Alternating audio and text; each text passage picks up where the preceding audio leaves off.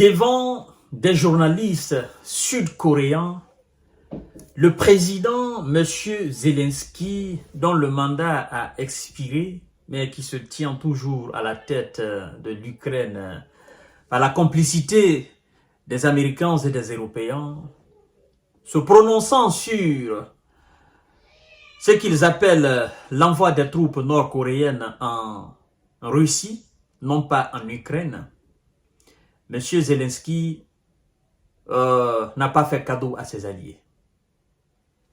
Il les traite de nuls et de zéro, ses alliés, les Américains, les Français, les Britanniques, les Allemands, les Belges, les Italiens, les Portugais, les Hollandais, les Danois, les Suédois, les Australiens, les Japonais. M. Zelensky, il traite l'ensemble de ses alliés de nullards, de zéro, de faiblards. Il n'a plus confiance en eux. Incroyable, mais vrai. Alors, mesdames et messieurs et mesdemoiselles, M. Zelensky est monté au créneau face à ces médias sud-coréens dont le président aujourd'hui est dans tous ses états. Parce que ce dernier estime que c'est une politique de déstabilisation, c'est une politique qui va faire du mal au monde. Parce que ce dernier, avec son voisin, ce sont des chats et la souris. Lui étant l'une des colonies des États-Unis d'Amérique. Évidemment, si vous ne le savez pas, la Corée du Sud, c'est une colonie américaine. Par contre, la Corée du Nord n'est pas une colonie russe. La Corée du Nord est une colonie nord-coréenne. C'est un pays indépendant et souverain. Et donc, M. Zelensky a dit que la réaction de ses alliés au sujet de l'envoi des soldats nord-coréens en Russie, cette réaction est nulle. Elle a été zéro. Bon, on ne va pas trop s'enflammer, parce que là, M. Zelensky a compris que, en réalité, il doit jeter l'éponge. Il a compris que ses alliés ont peur de la Russie. Parce que, comme je vous ai dit la fois dernière, en fait, je crois bien c'est la première ministre estonienne, quelque chose comme ça, ou je ne sais pas, maintenant, c'est un pays de là-bas, là. Voilà, vous avez compris. Les pays, ces petits pays de là-bas, Estonie, Lettonie, quelque chose comme ça. Il a dit, ben, l'OTAN doit prendre rapidement, et l'Union européenne doit prendre rapidement une décision au sujet de l'Ukraine. Moi-même, j'ai eu à vous dire que la Corée du Nord et la Russie venaient de donner une chance inouïe, une chance incommensurable à l'OTAN d'accepter l'Ukraine en son sein. Et même si l'OTAN n'acceptait pas l'Ukraine en son sein, ben, ce que la Russie a fait avec la Corée du Nord, en signant cet accord d'assistance mutuelle, cet accord de très grande stratégie, hautement stratégique d'assistance mutuelle, ben, même si l'OTAN n'acceptait pas l'Ukraine en son sein, ben, les différents pays de l'OTAN individuellement pouvaient signer le même accord que l'Ukraine d'assistance mutuelle. Si un pays venait à se faire attaquer, bon, l'Ukraine vient assister la France, et si la France vient se faire attaquer, la France part assister aussi l'Ukraine, et si l'Ukraine se fait attaquer. Mais tous les pays de l'OTAN individuellement, puisqu'ils se disent, bon, écoutez, accepter l'Ukraine dans l'OTAN, maintenant, ce serait la déclaration de guerre à M. Vladimir Poutine. Ça, on ne veut pas. Mais par contre, tous les pays individuellement, comme ils l'ont fait, en signant des accords de défense, parce qu'il y a différence entre accords de défense et accords d'assistance mutuelle. Donc, ils ont signé des accords de défense et d'aide militaire. La France a fait, l'Allemagne a fait, les États-Unis l'ont fait.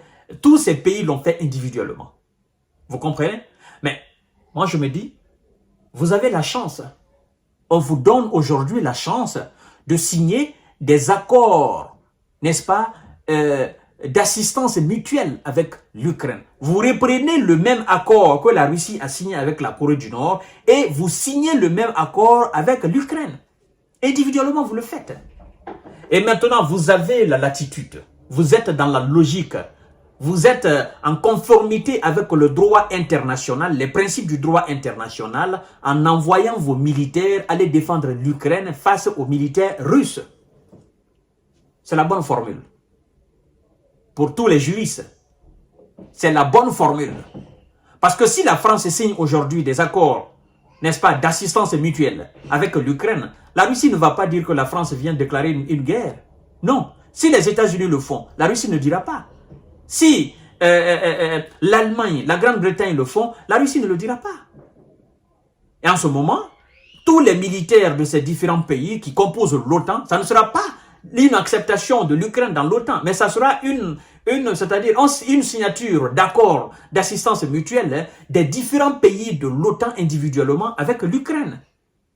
Et ça, c'est en conformité avec le droit international.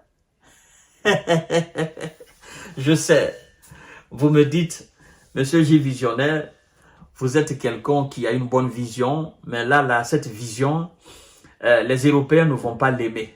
Parce que vous êtes en train là de pousser les Européens vers la gueule du loup. Et les Européens ne veulent pas. Ils ont tellement peur de la Russie qu'ils ne vont pas prendre ce risque-là. Ils savent que ce que vous dites, c'est vrai. C'est-à-dire, ce que vous venez d'expliquer là, c'est en conformité avec le droit international. Et la Russie ne peut pas se plaindre pour ça parce que la Russie elle-même a signé un accord, n'est-ce pas, avec la Corée du Nord pendant qu'elle est en guerre avec l'Ukraine. Et si l'Ukraine venait à le faire avec les différents pays de l'Union européenne et des États-Unis, la Russie ne va pas s'alarmer. Et les voisins, les alliés de la Russie ne vont pas aussi critiquer en disant que c'est une violation de machin, machi. Vous comprenez? Maintenant, est-ce qu'ils ont l'audace de le faire? Parce que c'est une question d'objectivité. Est-ce qu'ils ont l'audace de le faire? Est-ce qu'ils veulent réellement aider l'Ukraine dans ce sens? Parce que vous imaginez, la France envoie 1000 militaires. Les États-Unis envoient 1000. L'Allemagne envoie 1000.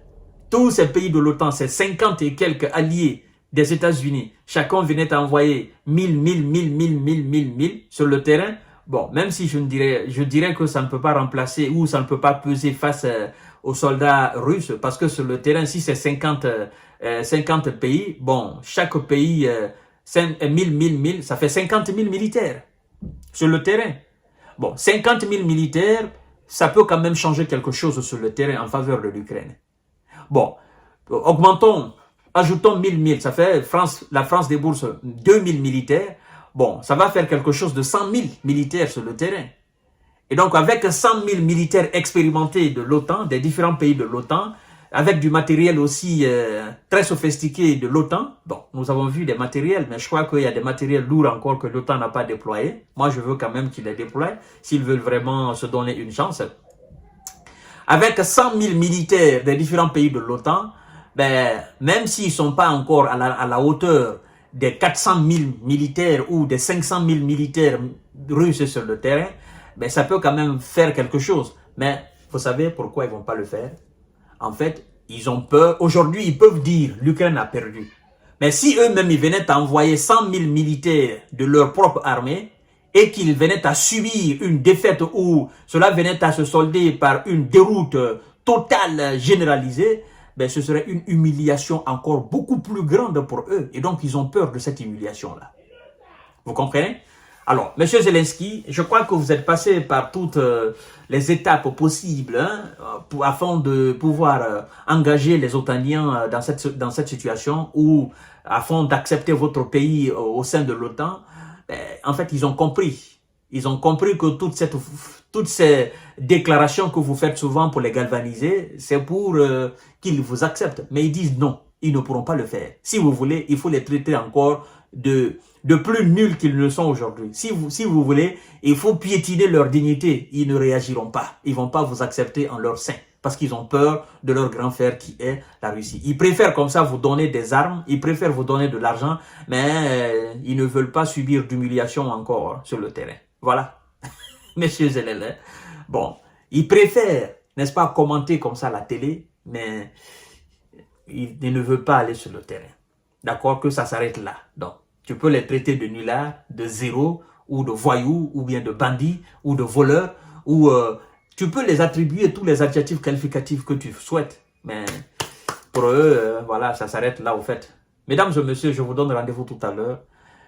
par finir Zélélan, il va faire ce que nous attendons. Le drapeau blanc. C'est ça que nous attendons de sa part. Afin diminuer la souffrance de son peuple. C'est ça la vérité.